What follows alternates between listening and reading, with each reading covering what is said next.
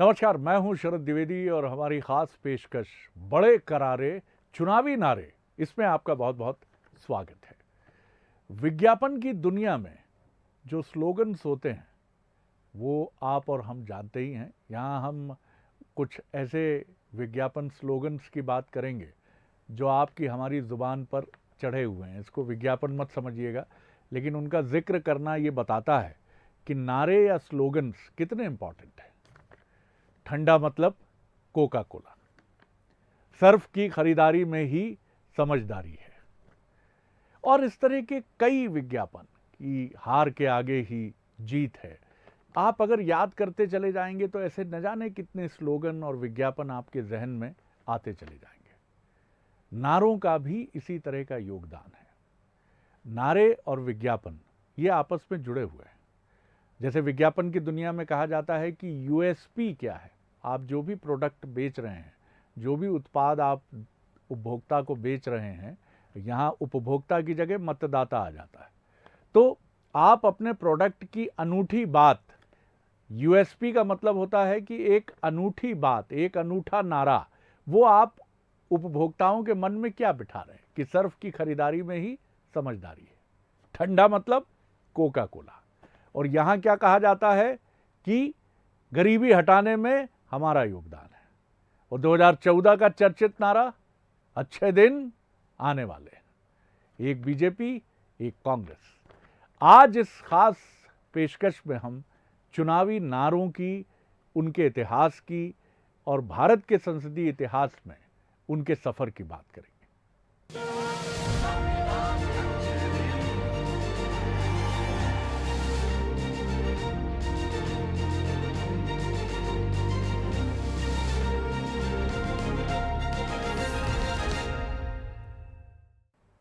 चलिए आगे बढ़ते हैं। कहावतों और मुहावरों के जरिए पेचीदा से पेचीदा बात को भी आसान तरीके से समझाने का रिवाज हमारे देश में सदियों से रहा है। आज़ादी के बाद दुनिया के सबसे बड़े लोकतंत्र में चुनाव एक उत्सव बन गया, और इस उत्सव को और भी ज्यादा रंगीन, सुरीला और हंगामेदार बनाया नारों ने। आज़ादी के बाद से चुनाव में कई नारे लार्जर देन लाइफ साबित हुए हैं। सब खुशियां मनाने वाले हैं, अच्छे दिन आने वाले हैं। 2014 लोकसभा चुनाव के ये वही लोकप्रिय नारे हैं जिसने देश की जनता को बदलाव के लिए तैयार किया था। 10 साल के यूपीए शासन के कथित भ्रष्टाचार को लेकर बीजेपी का ये एक बेहद आक्रामक कैंपेन था, और ये कारगर भी रहा। इसी की वजह से माना गया कि कांग्रेस सत्ता से बाहर हुई और भारतीय जनता पार्टी और उसके नेतृत्वकर्ता नरेंद्र मोदी का रास्ता साफ हुआ।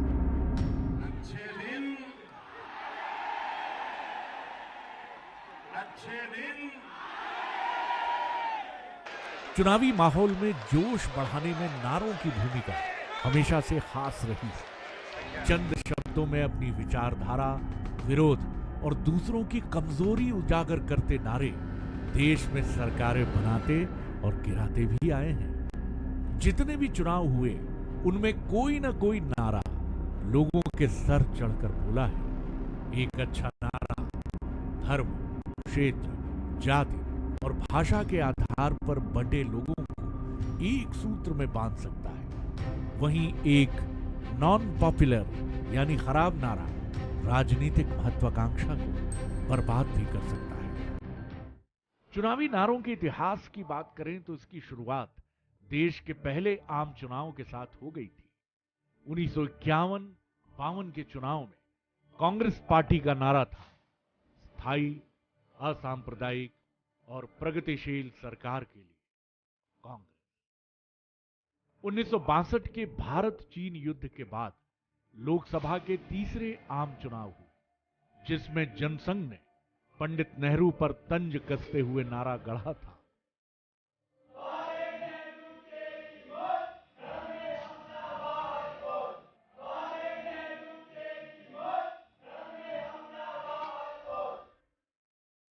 उस दौर में कम्युनिस्टों का भी एक नारा खूब सुर्खियों में रहा था, और ये नारा था, देश की जनता भूखी है, ये आजादी झूठी है। 60 के दशक में श्यामा प्रसाद मुखर्जी की जनसंघ के एक नारे ने लोगों का ध्यान अपनी ओर खींचा था। जली झोपड़ी भागे बैल, ये देखो दीपक का खेल। इसके जवाब में कांग्रेस का नारा था, इस दीपक में तेल नहीं, सरकार बनाना खेल नहीं। दरअसल दीपक उस दौर में जनसंघ का चुनाव चिन्ह हुआ करता। वहीं कांग्रेस का चुनाव चिन्ह गाय और बछड़ा था, जिसके इर्द गिर्द इन नारों को बुना गया। देश के सर्वाधिक लोकप्रिय प्रधानमंत्रियों में से एक लाल बहादुर शास्त्री ने 1965 में एक नारा दिया जो आज भी बहुत प्रसिद्ध है। यह नारा इतना लोकप्रिय हुआ कि लोग इसे सुनकर भावुक हो जाते थे। फिल्मों में भी इस नारे का गीतों में इस्तेमाल हुआ। 1967 में देश में लोकसभा के चौथे आम चुनाव हुए, जिसमें जनसंघ ने नारा दिया, जनसंघ को वोट दो, बीड़ी पीना छोड़ दो। बीड़ी में तंबाकू है, कांग्रेस वाले डाकू हैं।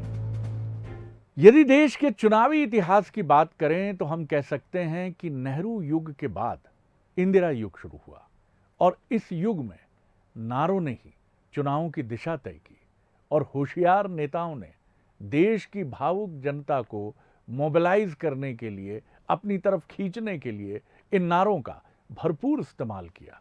मसलन गरीबी हटाओ के नारे ने कांग्रेस को एक समय सीधे जनता से जोड़ दिया था।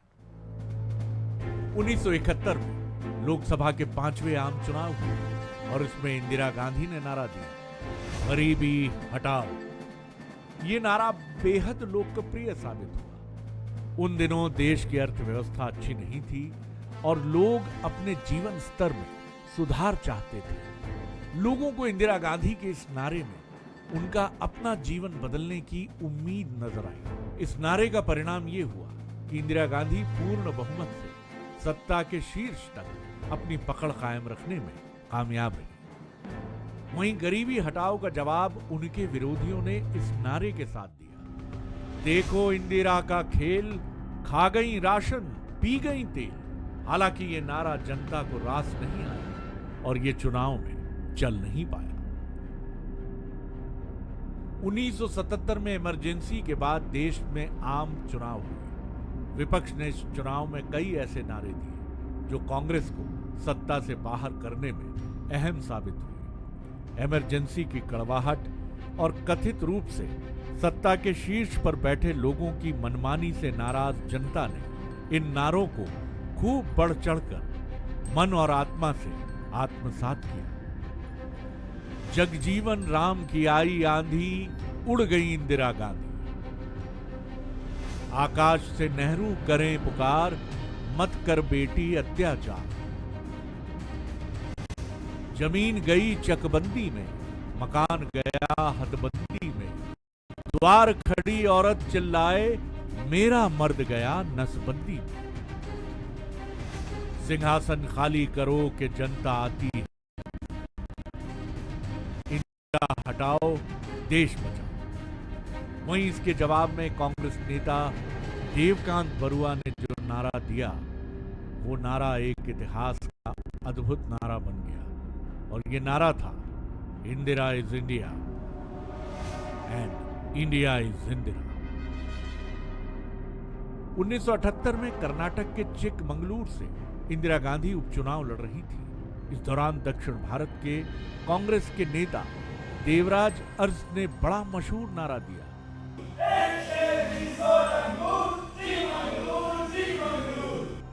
इस नारे की बदौलत इंदिरा गांधी न सिर्फ ये चुनाव जीती, बल्कि 1980 के आम चुनाव में इंदिरा गांधी ने सत्ता में जबरदस्त वापसी की। 1980 के मध्यावधि चुनाव में भी कई दिलचस्प नारे गढ़े। कांग्रेस ने नारा दिया था, रोटी कपड़ा और मकान। इंदिरा जी की बात पर मुहर लगेगी हाथ पर, इंदिरा लाओ देश बचाओ। 1984 में इंदिरा गांधी की हत्या के बाद चुनाव हुए। तब कांग्रेस इंदिरा गांधी की हत्या से उपजी सहानुभूति की लहर पर सवार थी। चुनाव में दिया गया उसका नारा था,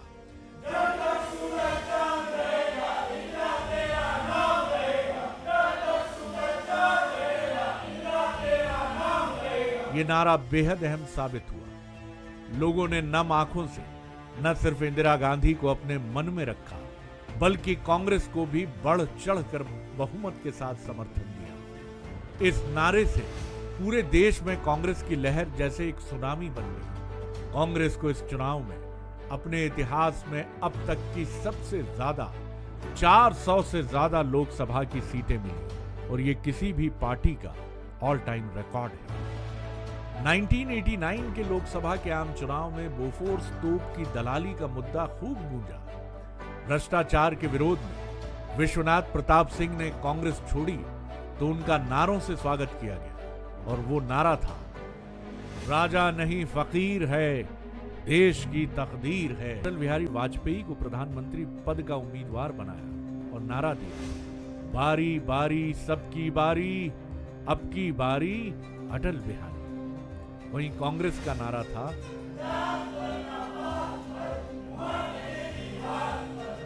1998 में लोकसभा के फिर मध्यावधि चुनाव हुए।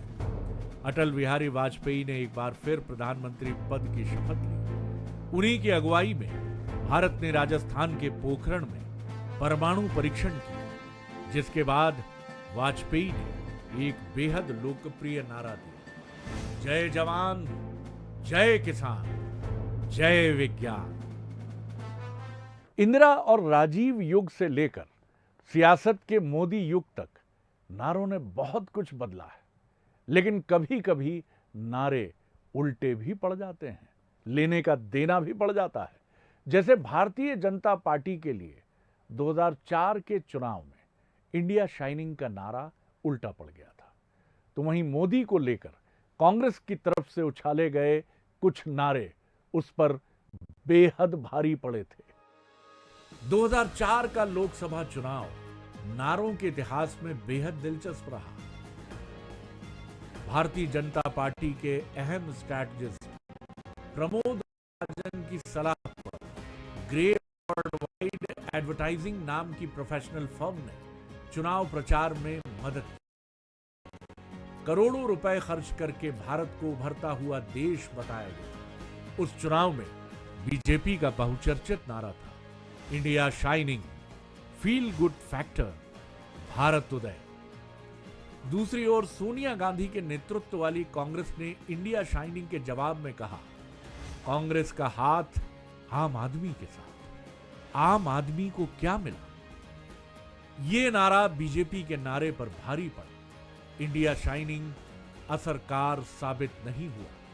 पिछले चुनाव में 182 सीट लाने वाली बीजेपी पर 14 का वो लोकसभा चुनाव आया जो भारतीय लोकतांत्रिक इतिहास में अपनी एक अलग पहचान रखता है। ये चुनाव यूपीए सरकार के दौर में कथित भ्रष्टाचार के नए नए मामलों की पृष्ठभूमि में लड़ा गया। बीजेपी के पीएम कैंडिडेट नरेंद्र मोदी ने अपनी खास शैली में धुआंधार चुनाव प्रचार किया। उनकी टीम ने जो नारे गढ़े, अब की बार मोदी सरकार, अच्छे दिन आने वाले, सबका साथ, सबका विकास, हर हर मोदी, घर घर मोदी। आने वाले सब खुशियां मनाने वाले हैं, अच्छे दिन आने वाले हैं, सब खुशियां मनाने वाले हैं, अच्छे दिन आने वाले हैं। ये नारे चुनाव में जनता को खूब भाए। भारतीय जनता पार्टी की जबरदस्त जीत हुई। पार्टी ने 282 सीटों पर जीत का परचम फहराया। करीब 3 दशक बाद देश में किसी एक पार्टी को लोकसभा चुनाव में स्पष्ट बहुमत मिला था।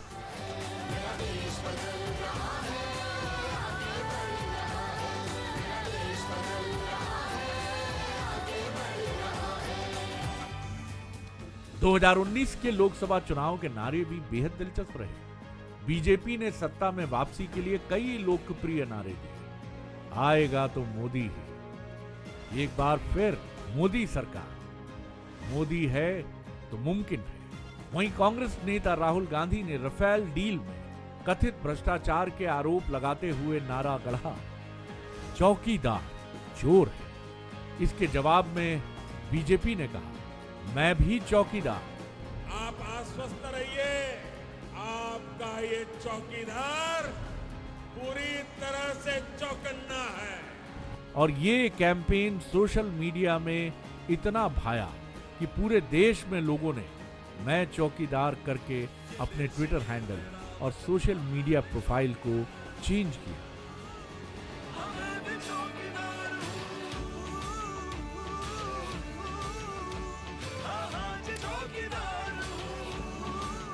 2019 के चुनाव में भी बीजेपी ने 300 से ज्यादा सीटें जीतकर इतिहास रच दिया। राष्ट्रीय राजनीति ही नहीं, प्रदेश की राजनीति में भी नारों ने सियासत में खूब उठापटक की है।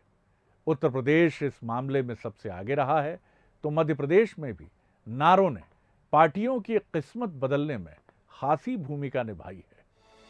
चुनावी नारों के लिहाज से यूपी की सियासत भी बेहद दिलचस्प है। यूपी देश का सबसे ज्यादा आबादी वाला राज्य है और देश को सबसे ज्यादा प्रधानमंत्री किसी राज्य ने दिए। यहां चुनाव के दौरान दिए गए कुछ दिलचस्प नारों पर नजर डालते हैं। खासतौर से बहुजन समाज पार्टी के नारे खासे लोकप्रिय हुए। 2007 में सवर्णों को साधने की खातिर मायावती ने नारा दिया, हाथी नहीं गणेश है, ब्रह्मा विष्णु महेश है। चढ़ गए गुंडों की छाती पर, मोहर लगेगी हाथी पर। चलेगी आंधी उड़ेगी धूल, न रहेगा पंजा न रहेगा फूल। इसी तरह समाजवादी पार्टी के लोकप्रिय नारे थे, मिले मुलायम कांशी राम, हवा हो गए जय श्री राम। जिसका जलवा कायम है उसका नाम मुलायम है। अखिलेश नहीं आंधी है, साथ में राहुल गांधी।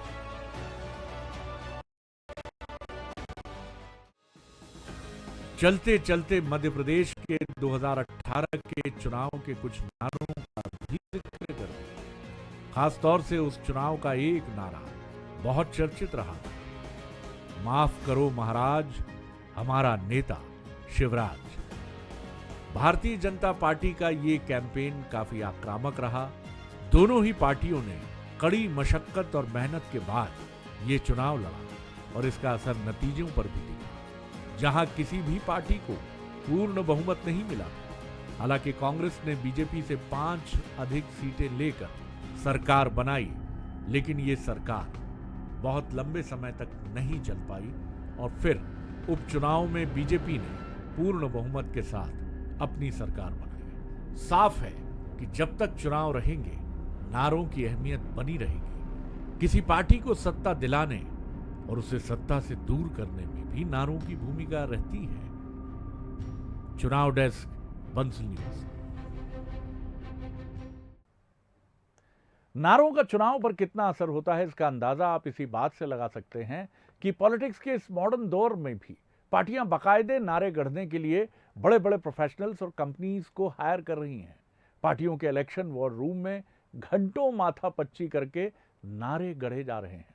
जाहिर है पार्टियों की सोच यही है कि नारे जितने करारे होंगे, मतदाता उतने ही हमारे होंगे और चुनाव में वारे न्यारे होंगे। तो चुनाव के इस मौसम में आप भी उठाइए नारों का लुत्फ और हमें दीजिए इजाजत। नमस्कार।